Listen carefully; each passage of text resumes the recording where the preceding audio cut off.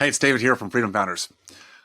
I'm asked sometimes, David, what's the greatest risk of me joining a group like Freedom Founders?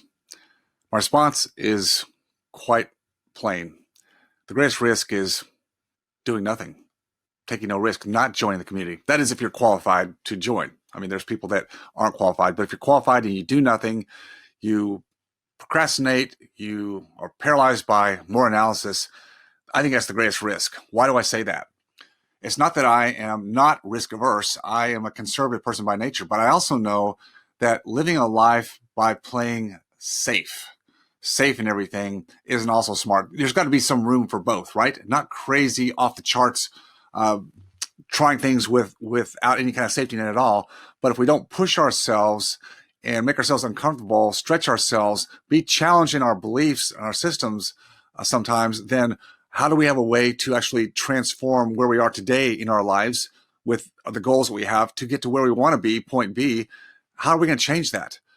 Everything we've done in life to this point, to this very date that you're watching this video, everything you've done in your life to this very date has been the perfect model to put you exactly where you are in all things, relationships and family and your practice and your finances. Look, it just is. Notwithstanding the fact that there's things we can't always control, but it's decisions we make or don't make that put us where we are.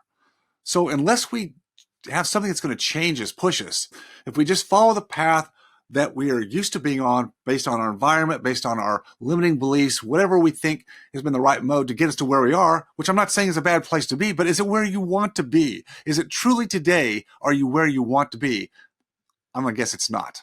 Because there's always this desire to be more, not just have more, not stuff, not necessarily more money, but more time, to have more better relationships, to build more memories, to be more significant.